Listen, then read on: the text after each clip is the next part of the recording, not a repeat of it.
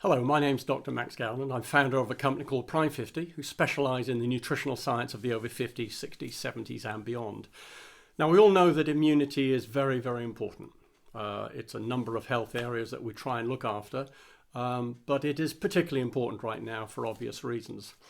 But what I want to do in this very short video is point out something which will actually help a lot of people protect themselves.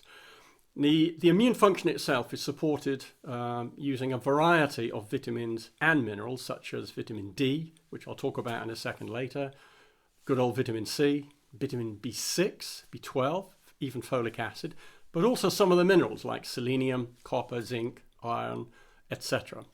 Now, to me, it's pointless taking just one vitamin to try and increase your immune system.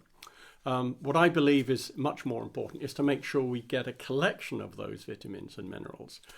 Unfortunately, there's a lot of nonsense and fake news on the internet, which is causing a huge amount of confusion to a lot of people. But amongst the nonsense, there is actually some very, very good scientific trials as well. And I've been looking at some of those over the last few weeks. There is a huge amount of data, first of all, from the European Food Standards Agency, where they approve certain legal health claims on a variety of micronutrients, such as vitamin D, C, etc. And all of the vitamins and minerals I just mentioned all have very good, solid science, and they are based on proper clinical trials. The very highest standard of science is called an RCT, a randomized controlled trial.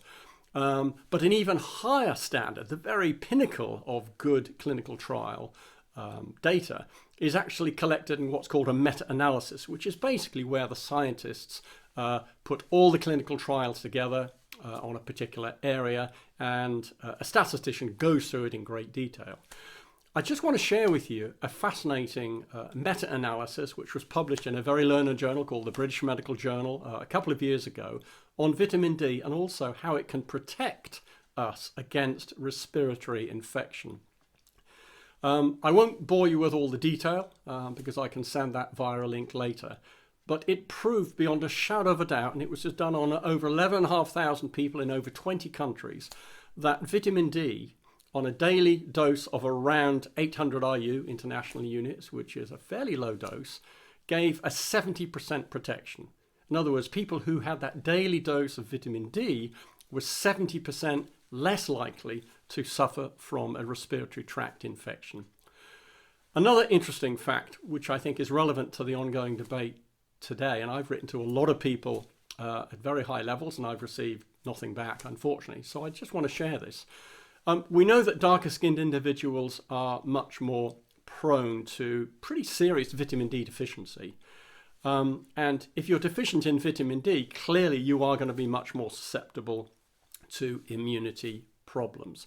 So the logic based on that meta-analysis I just shared, plus the fact that it's known, it's acknowledged that darker skin means much more vitamin D deficiency, basically the conclusion from that is we should be taking vitamin D on a daily basis, preferably with all the other vitamins and minerals that I just read out a few minutes ago.